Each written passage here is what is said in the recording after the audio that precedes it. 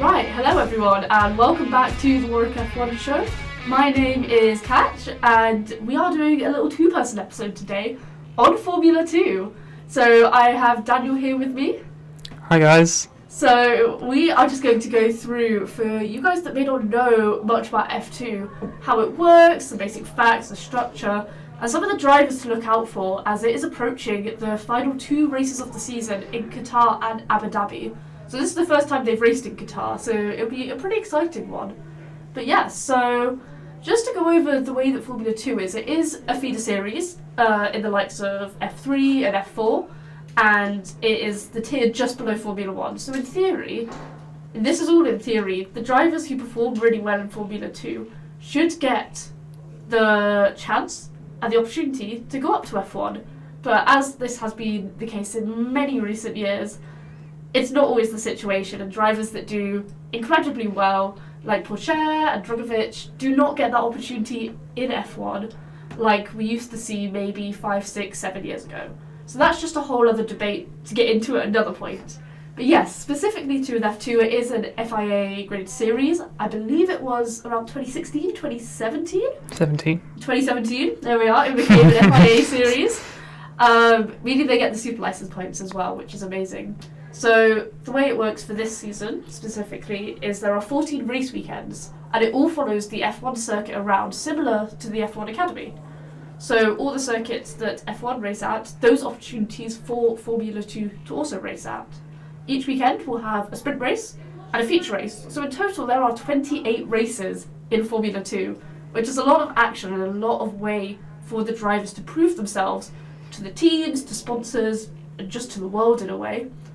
So yes, there is the weekend structure, just to briefly go through it. There is one practice session, which is FP1 on a Friday, which is 45 minutes long. Then it is followed by qualifying, which is a 30-minute session. It's not in the Q1, Q2, Q3 format we have in F1, it's in a different format. Then on the Saturday, they have their sprint race, which is either 100, so it's 120 kilometres, or it's 45 minutes plus one lap, and it's whichever one comes first. So they basically want it to be 45 minutes long sprint race. And the starting grid for this, you take the top 10 and just flip it in half. So the person who actually qualified on pole starts 10th in the sprint race, which usually creates very good action and is quite exciting to watch, and also can show a lot of overtaking prowess. And for the feature race, that is 170 kilometres, or 60 minutes plus a lap, whichever one comes first. And that is the normal starting grid from wherever they qualified. So yeah, that's just a bit going over. Daniel, do you watch F2, I assume? I watch a lot of F2. Yeah? I'm kind of addicted. I love that. Oh, it's so great, isn't it?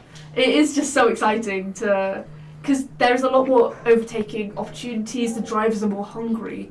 Because I'm not going to say they have more to prove, but they have so many opportunities to overtake, to show their talent, and they're still being nurtured. They're not the full package like we see in F1 yet, so it can, for the viewer, it can be quite exciting. I think there's also a lot more championship excitement in Formula 2 as well compared to Formula 1, because obviously it's a spec series, which means that theoretically every driver will have the same machinery, although this doesn't always work out to be the case for several reasons, including setup.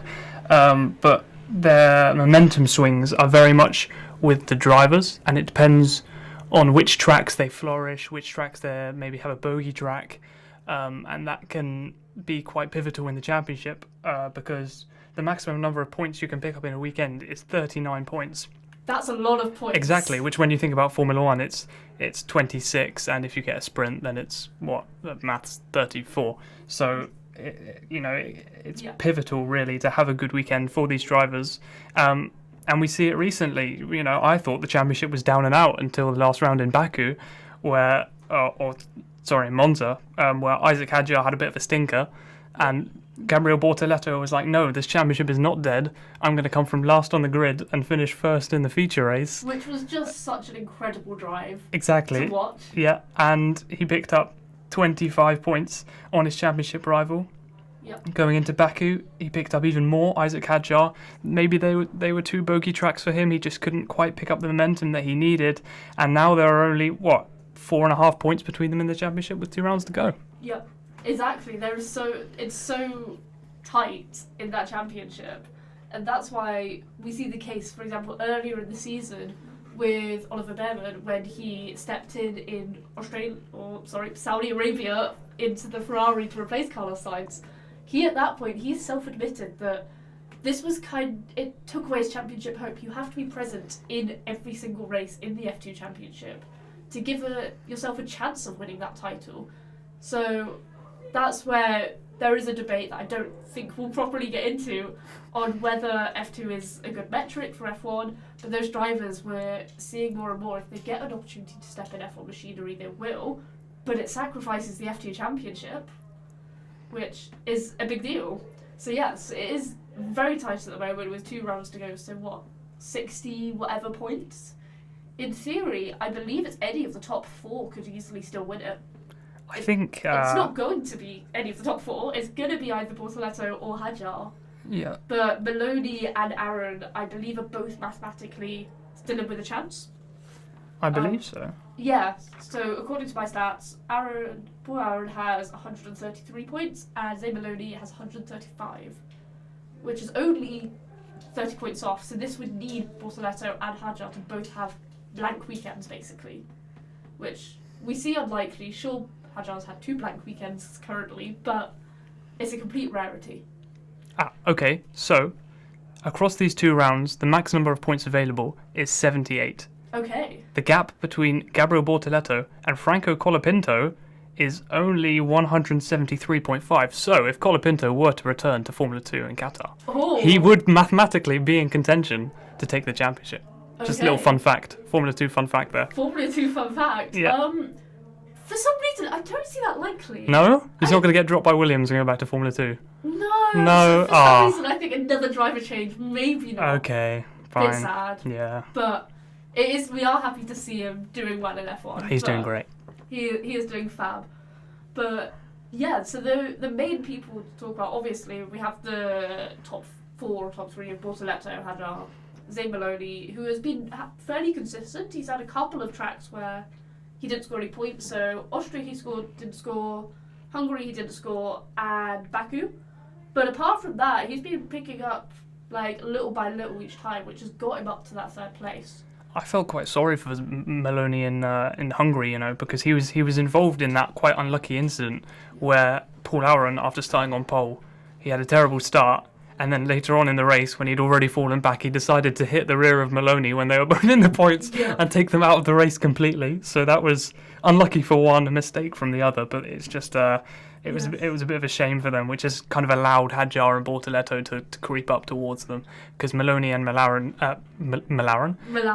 and Aaron were the 2 early contenders for that title, weren't they? They were the 2 championship leaders. Yes, within the first round of Bahrain, Zay Maloney got 36 points, which immediately cemented him as a talking point. And both Bortoleto and Hadjar, like you mentioned, had pretty slow starts to their seasons. But since about Imola, I've been gaining those points. I've been climbing up the championship order. Well, you talk about a slow start. Hadjar was his opening feature race lasted about a corner, I think. He was taken out by Bortoleto himself. So did not go very well for them. Yeah. At all. But yeah, so there are a lot of the main contenders at the moment, but as we've mentioned, there are other drivers. This grid is such a stacked grid. I think we have to mention that because, as you are aware, there are going to be a lot of rookies in F1 next year, and we currently haven't mentioned any of them. Antonelli, Colapinto is currently there, so we can kind of count him as a rookie.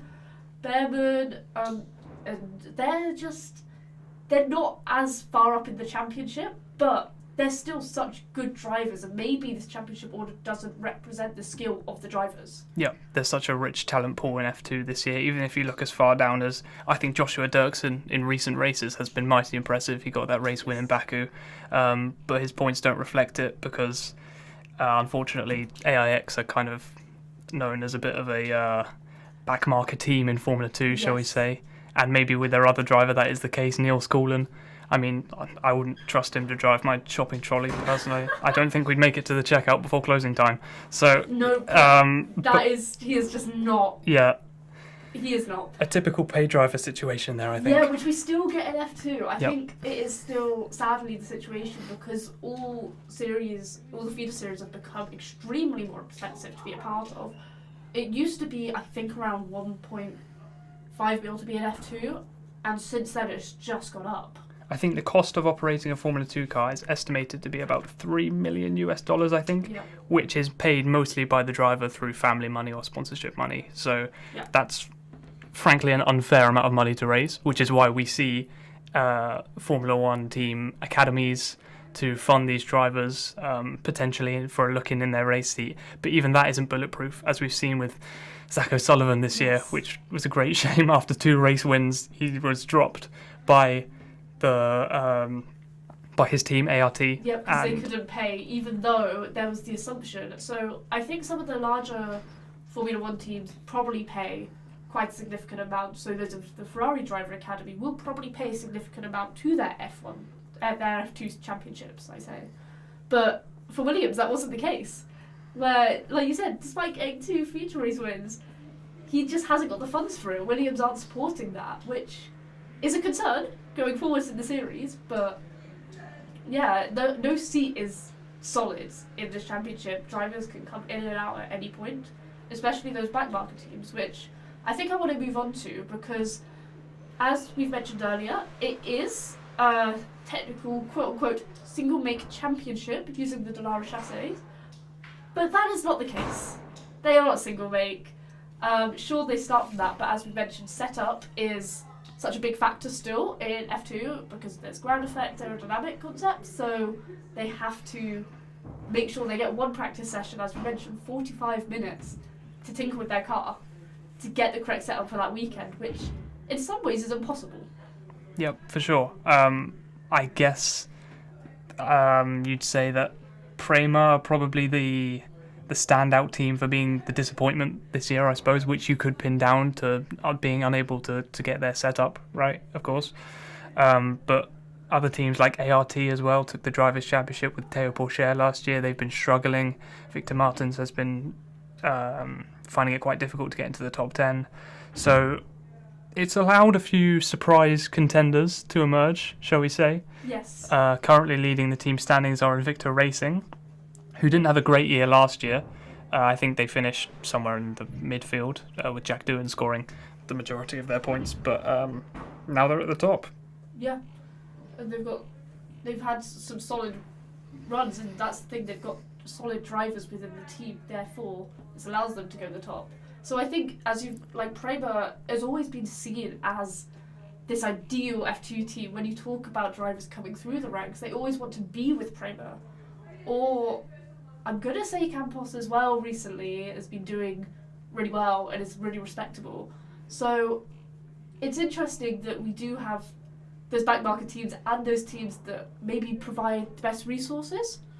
I would say there's a lot of it's with the teams in Formula 2, as they get limited time for testing and for practice, they have to have the resources back at the factories and their bases to help the drivers and train them, because it's not an easy championship to jump straight into. It's very rare that we still get a rookie doing extremely well in this championship. It's so physical as well, Formula 2, because they have no power steering, right, which you do in Formula 1. So you see, they turn the steering wheel quite effortlessly, and in Formula 2 you really need to yank it around because there is no electrical assistance with that power steering, of course. Yeah. But for drivers to just jump in and perform, like you said, that's why we've seen those super talents like George Russell, like Charles Leclerc, Oscar Piastri, who have managed to jump from Formula 3 to Formula 2 and just win them both consecutively. That is so rare because it is uber competitive. You have these drivers who stay around for 2 or 3 years in Formula 2, which is how long most drivers stay around for, to be honest, in the championship. And they're able to consistently challenge towards the top. So to come in and kind of knock them off their perch when they have the previous year's experience is so tough. So that's why you need to look out for someone like Gabriel Bortoletto, who won last year's Formula 3 championship and is currently leading this year's Formula 2. Obviously, it's close, but he's doing great. Yes, exactly. And to bear in mind that he was only picked up by McLaren at the end, like once he'd won the Formula 3 championship. So it's not like he had a whole year in Formula 3 getting ready using the McLaren like MTC and their resources to practice and train for F2. He didn't have the opportunity. But I think it is, like you've mentioned, it is so rare to see those drivers. And it used to be, I remember when I started watching F1 and then consequently following a lot of F2, it used to be very looked down upon to do 2-3 seasons in the sport, and you see drivers that win the championship in their second or third season, and I think that used to be seen as not as good because there are limited seats, and you think, right, if someone can go straight from one to the other, they are a better driver. But that's not the case. That is not how it will work. Seeing drivers do really well in their second season is fairly normal. You shouldn't expect everyone to be able to adapt straight away, especially as we've mentioned, there are freak instances that occur that just take drivers out, which means that one DNF race or one DNF weekend might mean that you can't place that high up in the championship, and that's no fault of your own, that's the fault of someone else. Yep, exactly. I mean, it varies so much from year to year as well. We've seen this year a huge technical shake-up in the Formula 2 regulations, right, which has led to this shaking up of the grid, both in the teams and the drivers. We're not expecting to see who we thought we were going to see at the front, which has maybe played into the rookies' hands because the experienced drivers no longer have that, the experience, right? Yes. So I think that for them it's maybe slightly easier than it has been for rookies before, but it's still by no means easy. Yeah, not at all. So seeing the rookies do well, we all like to see it. But I think also nowadays, because there's so much shuffle up on the grids, and sure there's a lot of drivers that stay from year to year to year, but there are opportunities either in IndyCar and Formula E, and maybe 2 seasons into F2 they decide, right, I want to go elsewhere, which totally respectable series, 100%. But you do get a lot of rookie turnover nowadays, where, as we've mentioned, drivers get drops or they get brought in last minute, and so it's only recently that we've actually seen drivers getting confirmed for F2 and F3 for next season. It's not like Formula 1 where it's all early. It's so on a knife's edge. You could have a really good weekend and suddenly you're signed with a top team, or you can have a shocking time, just a shocking 2 races, and then suddenly that's it. You might not get the seat. Yeah, I think part of it is due to the decisions being a lot more down to the drivers themselves than the teams, because the drivers are not employees of the team in Formula 2 like they are in Formula 1. The drivers pay to be there, which is why we see no team orders in Formula 2, right? Yes. They're not being told to let their teammate through because they have paid for the privilege of racing equally in that team, and so if they were to be treated unfairly, it would probably be a breach of that contract. So that's why we see a lot of the driver announcements later on, because it's not down to the teams being organised, it's the drivers being opportunistic and saying, oh, that seat's open, I need to go and inquire for that. But like you said, it is getting a bit earlier. We've seen Zane Maloney has been confirmed in Formula E for next year, so he won't be sticking around in Formula 2, which I think is great for him, that even if Formula 2 is not an opportunity to move up into Formula 1 per se, you can demonstrate that you have the skills required to race in a different racing series like Formula E, like IndyCar. Yes. So you can continue your career and continue doing what you love, even if it's not at the pinnacle like you maybe dreamed of. Exactly, and that doesn't, even though it's not a great example, like bringing drivers over from Formula E over to F1, it does happen, and it can still happen. I think, especially nowadays, we're seeing these series, as they should, being amazing series like IndyCar and FE are still great series. They're so competitive and they're respectable in their own rights. You shouldn't pin them against Formula 1 saying, oh, it's just a stepping stone, as some people have said. That's not always the case. And going from Formula 2 to Formula E is a great step because it is so competitive and it's still a world championship you could win. So, yeah. One thing that I saw is I want to mention qualifying and how important that is within Formula E. So as we've mentioned, for the feature race, which is the hour-long race, it is the set starting grid, so where you qualified. However, for the sprint race, it is flipped for the top 10. So an interesting stat is that for the average starting positions for the races, or for the feature races mainly, had Jaron Bortoletto our top with an average starting position of 6th, which still is not amazingly high. Compare that to F1, where you've got the title rivals. If we saw a Max Verstappen or a Lando Norris have an average qualifying position of 6th, that would be crazy. But here, that is actually such a good position to be in, because then you've got Paul Aaron on 6.6, had Dennis Hauger on 6.7, and then we get all the way down to Antonelli at 8.1 as the 5th best qualifier. So the grids, it's such a shuffle up weekend on weekend. That's why qualifying is so important in this series. Yeah, for sure. I think you touched on Dennis Hauger there. I'm surprised that he's that far up because he's quite low down in the Drivers' Championship. Yes. I think he's been quite unlucky this year, to be honest. He's had failures. He was starting on pole. I can't remember where it was, but he didn't even take the start. But all these things just really put pay to your championship hopes, which is why not just qualifying, but even starting the race is a struggle in Formula 2. So yes. We see so many first lap instances and first corner instances. Or they don't even get there sometimes. Yep. See the last race in Baku, there was a horrific crash. Pepe Marti flipped upside down, but he wasn't even at the first corner yet. It was halfway down. Well, it wasn't halfway down the straight. It was most of the way down the straight. Yes. Because of that stalling. I think they use a Mechachrome V6 engine, which there's been quite a lot of controversy around Mechachrome and their systems that they've been using this year. I think this controversy is probably valid. Yeah. The fact that we're seeing more drivers, like you mentioned, stalling. This should not be a thing within motorsport. You've validly qualified here. Therefore, you should not be stalling on the grid. This is unacceptable because it just ruins drivers' opportunities and hopes. Yeah, it's no longer an equal performance board, is it? Because they're being disadvantaged by something that's chance or not their fault, or that the team hasn't made the right precautions in place. Yes. Which links to Richard Verschoor actually, and he's a great driver. He's had a 1 win this year, but it's supposed to be 3 because I'm sad to say the team has let him down. Frankly, he's been disqualified from the win on 2 occasions this year, both in Saudi Arabia and Hungary. I remember the Hungary one happening and being like, how is this? It was devastating, and I think that shows you the gulf in experience between the teams as well. For example, you might pay more to go to a Prema because you expect that they have more experience and they'll be able to get you higher up the grid, for example. But Trident, with Richard Verschoor, maybe they don't have such a charge, but you risk the team maybe botching up the pit stops, or they fail these technical regulation checks, which should be, like you say, it's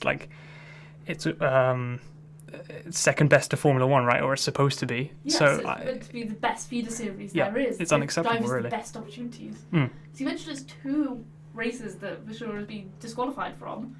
If he actually was not disqualified from these races, which if the team actually did their job, he would be on 131 points right now, which would put him 5th in the championship instead of the 10th place, within touching distance of the top 2. And only 4 points off 3rd. Yes. So he has been robbed of maybe a title fight this year, perhaps. Yeah. And where does this put him for next season as well? That's the crazy thing. He's already had at least 2 years in Formula 2, so I'm not sure he'll stick around. I'm not sure he'll want to stick around. Especially maybe he will. not with the team. Yeah, not with Trident after this year. And it just puts a bad rep on them for drivers coming through. For sure, yeah. I guess there is a lot of loyalty with drivers that have maybe raced for a certain team like Prema or Trident in F3. They do stick with it into F2. And I think that's great because you can build a good team around you and you can get to know the personnel and the way the systems work. By systems, I'm meaning the training purposes back at the factories and how their processes work, because all the teams function differently.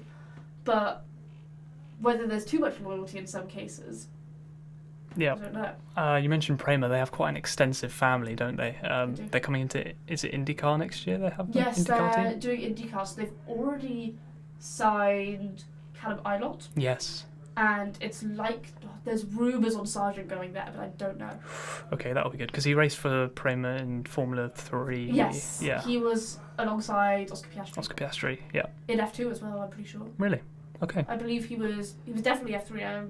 Don't quote me on that, but he might have been F2 as well. He was swept up into Formula 1 quite quickly, though. I think. Was, yeah. Through the Williams Academy, which is a whole situation in itself. But at least the Williams Academy has finally produced a good driver, right? Yeah. We've seen it in Colapinto because it was quite doubtful very doubtful after Latifi, Sargent. We're like, okay, it's like what are they doing? We have about Alpine currently, but it was about Williams. Yeah.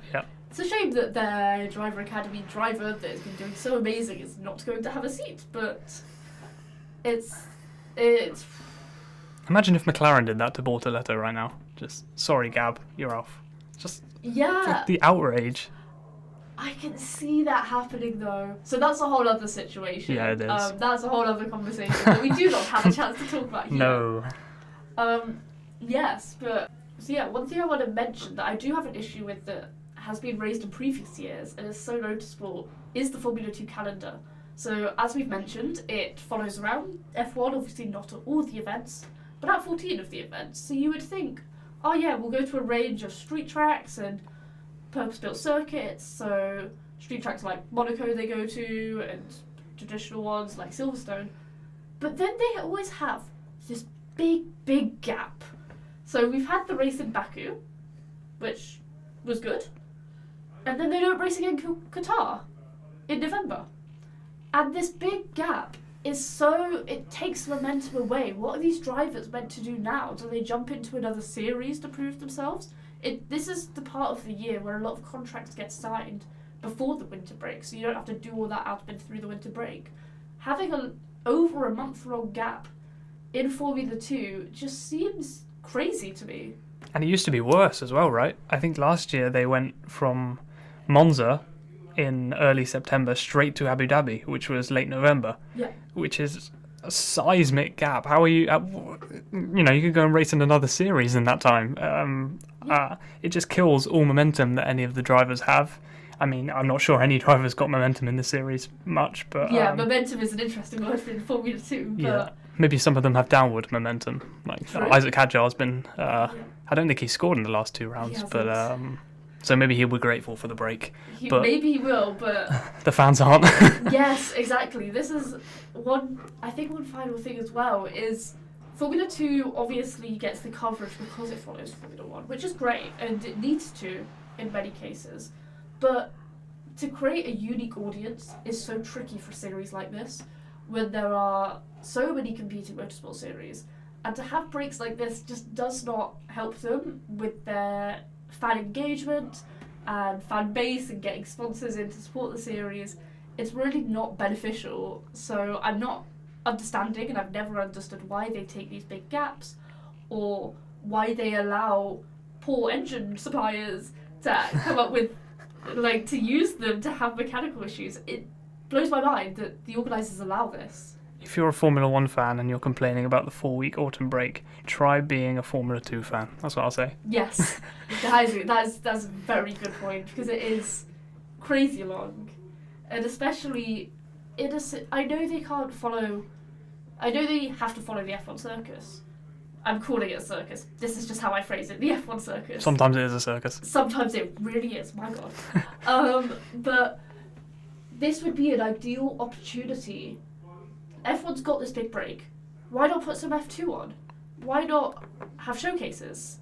Why not promote the series and help the drivers and do some testing? So I know there is a possible Formula 2 test or some sort of test and race. There's obviously the F2 test after Abu Dhabi for F1, but they want to put a race in after that as well, which is great. As a championship series, but just using spec cars. Was that the one with... I thought that was with the Formula 1 cars. They were planning a rookie sprint after Abu Dhabi. Yes, but putting a lot of the F2 drivers in it, so right. give the opportunity for the F2 drivers to take up F1.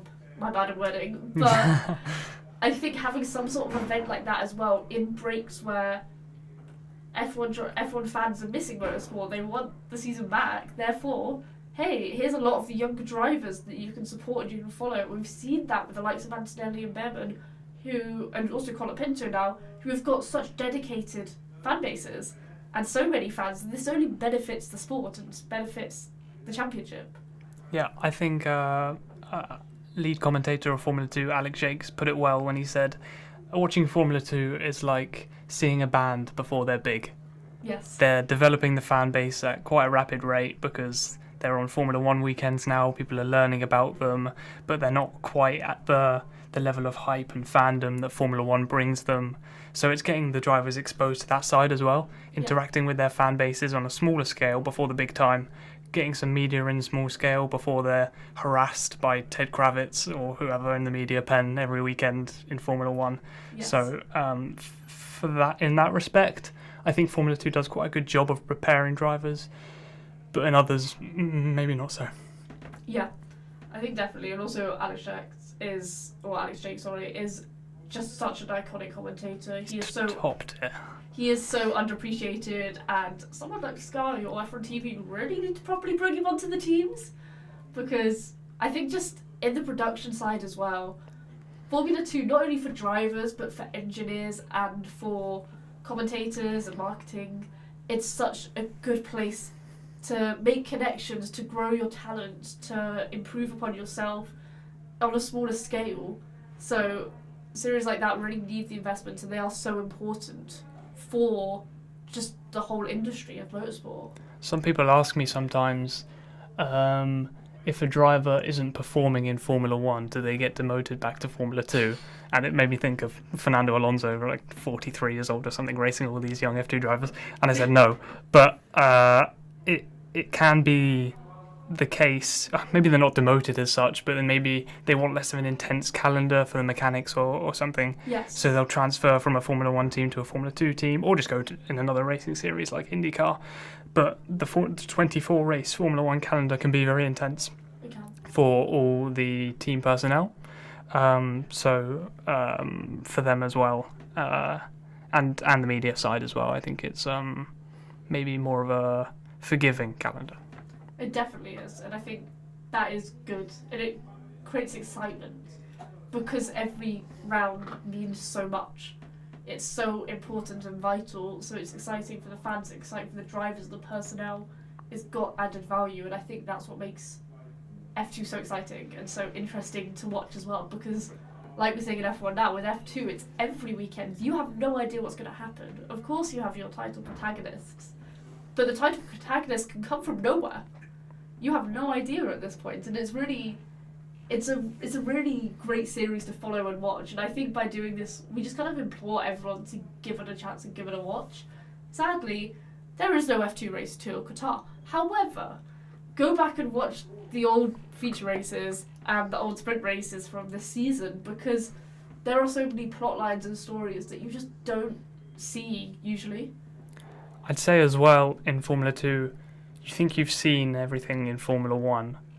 Wait till you see some of the overtakes, some of the strategy, some of the incidents in Formula 2. They're unlike anything, to be honest. Yes. I'm thinking Zach O'Sullivan, top step of the podium in Monaco after just Hail Marying the strategy and waiting for a safety car. It happened. Isaac Hadjar was furious and he got a win out of nowhere.